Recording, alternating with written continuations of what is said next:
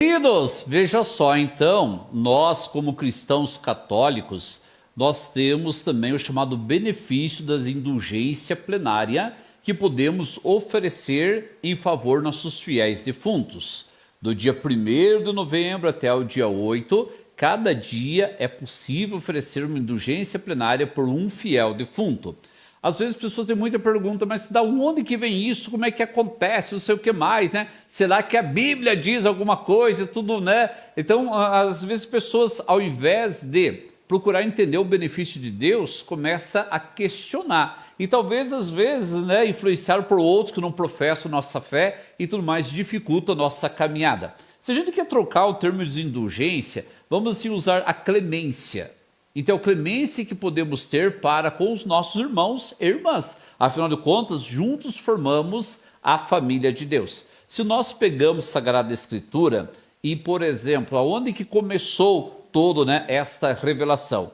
O segundo livro de Macabeus, o capítulo 12, a partir do versículo 38. O padre lê a partir do 39, né? Do 39 até o 46. Então, qual que é o contexto? Para variar, Israel estava em guerra. E nesta guerra eles tiveram um dia, sim, desastroso. Então, né, a coisa não foi fácil. E ao recolher os seus mortos, eles tiveram uma revelação que serviu para, então, esse ensinamento. Nos diz assim, né? No dia seguinte, Judas e seus companheiros, como era necessário para depô-los na sepultura ao lado de seus pais, ora, sob a túnica de cada um encontraram objetos consagrados aos ídolos de Jânia, proibidos aos judeus pela lei. Todos, pois, reconheceram que fora causa de sua morte. Continua. Bendisseram, pois, a mão do justo juiz, o Senhor que faz aparecer as coisas ocultas, e puseram-se em oração para implorar-lhe o perdão completo do pecado cometido. O nobre Judas falou à multidão, exortando-a a evitar qualquer transgressão ao ver diante dos olhos o mal que havia sucedido aos que foram mortos por causa dos pecados. Em seguida, fez uma coleta, enviando a Jerusalém cerca de 10.000 dracmas, para que se oferecesse um sacrifício pelos pecados, belo e santo modo de agir, decorrente de sua crença na ressurreição, porque se ele não julgasse que os mortos ressuscitariam, teria sido vão e supérfluo rezar por eles. Mas, se ele acreditava que uma bela recompensa aguarda os que morrem piedosamente, era esse um bom religioso pensamento. Eis porque ele pediu um sacrifício expiatório para que os mortos fossem livres de suas faltas. Então vejam só, o contexto da guerra de Israel, a partir desse momento terrível, eles foram recolher os corpos lá dos mortos. E encontraram, então, imagens dedicadas a deuses estrangeiros. A gente tem que lembrar qual que é o contexto da época, né? Cada nação tinha o seu Deus e cultuava do seu jeito.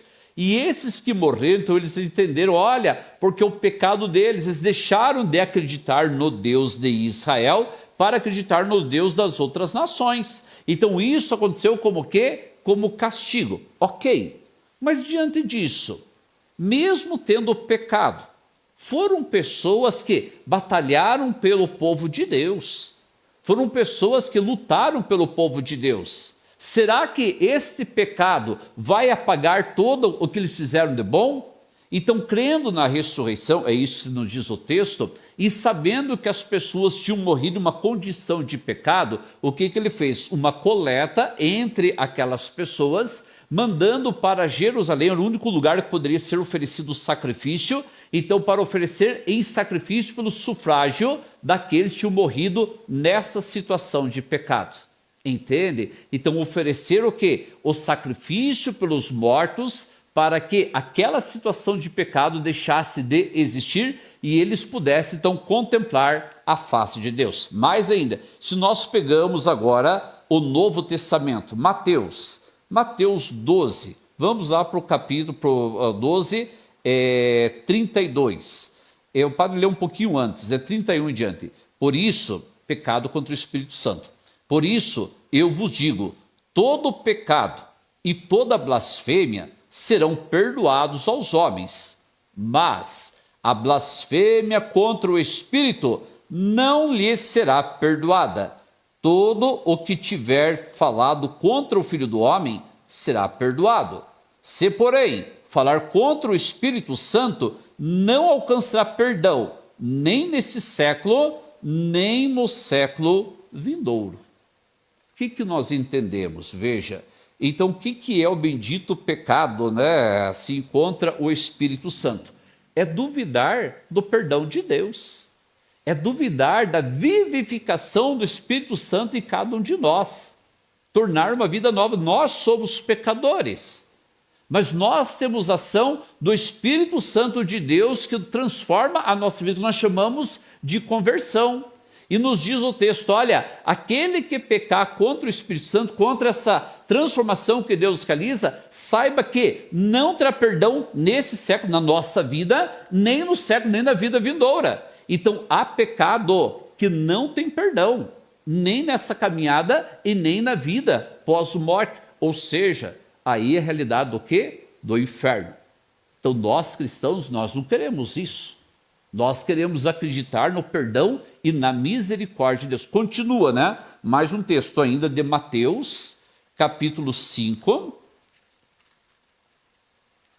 versículos 25 e 26. Capítulo 5, versículos 25 e 26. É o contexto... Eu vou ler um pouquinho antes para a gente entrar, vou ler a partir do versículo 23. Se estás, portanto, para fazer tua oferta diante do altar, e te lembrares que teu irmão tem alguma coisa contra ti, deixa lá a tua oferta diante do altar, e vai primeiro reconciliar-te com teu irmão. Só então vem fazer a tua oferta.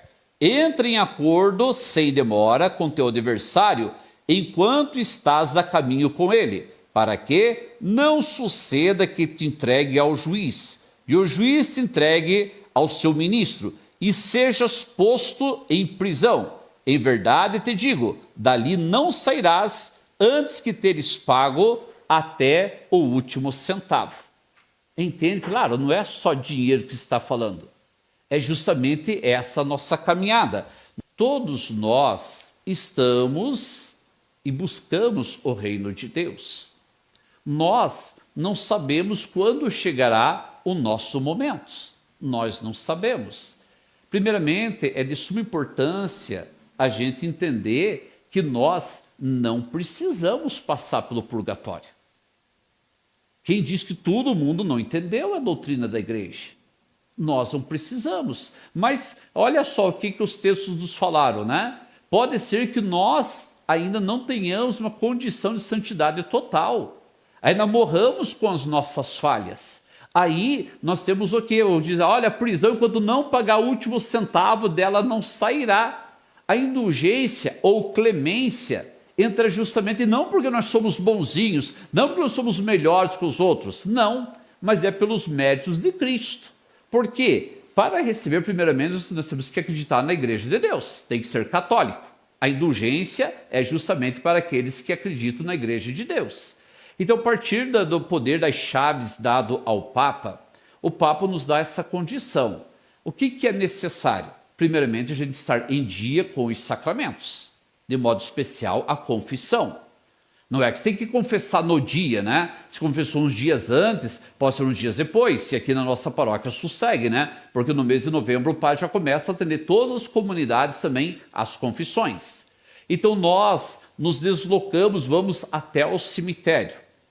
Aí rezamos na intenção da pessoa que nós queremos que seja agraciada com indulgência plenária. A pessoa falecida, ela não precisa ser sepultada naquele cemitério, porque às vezes a gente está aqui, por exemplo, em Telemaco Borba, mas temos parentes, sabe Deus, enterrados de cidades distantes daqui. Então, se a gente se está enterrado no cemitério que nós vamos, vai diante da sepultura da pessoa. Se acaso não está enterrada, vai diante do cruzeiro. Aí então, né, lembrando o nome da pessoa, oferece então indulgência plenária para ela. E reza o Pai Nosso, Ave Maria, o Glória ao Pai, na intenção do Santo Padre o Papa. Além disso, não pode esquecer de, no dia, aí tem que ser no dia, participar da Santa Missa e receber a comunhão. Entende? Essa é a situação. E claro, além da própria confissão, né? Se acaso não tiver em dia, fazer o propósito de confessar-se o quanto antes. Para aí sim, veja, não é que porque eu sou poderoso. Não, nós não somos poderosos, nós somos intercessores. Então nós oferecemos, por quê? Aí nós entendemos a igreja como um todo. A igreja triunfante, os santos e santas que já estão nos céus, a igreja padecente, que é justamente o purgatório, padece da misericórdia, e a igreja militante, que somos nós. Lembra aquela definição assim simples do crisma? Nós nos tornamos o quê? Soldados de Cristo, então estamos militando pelo o reino de Deus.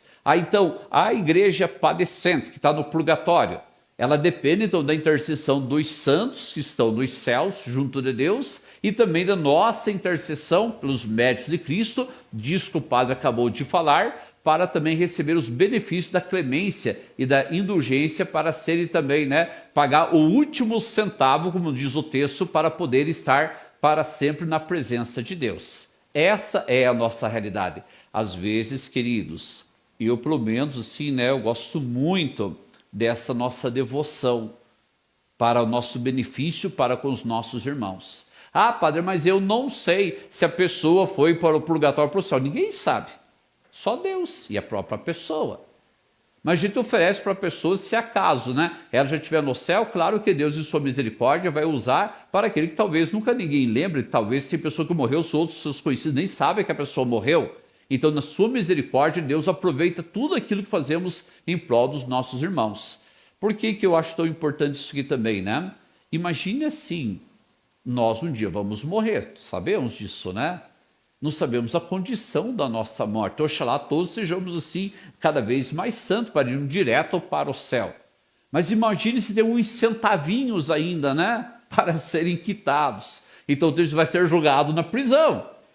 Olha só, o irmãozinho lá de caminhada, podendo quitar a nossa dívida pelos méritos, pelo sangue derramado de Cristo. Afinal de contas, o que é missa? É essa expiação, esse sacrifício de expiação dos nossos pecados. Então saibamos aproveitar os benefícios que a Santa Madre Igreja nos dá para também vivermos esse corpo místico do Senhor, aonde o Senhor é a cabeça e nós somos os seus membros e nos santificamos através da obediência do seu ensinamento.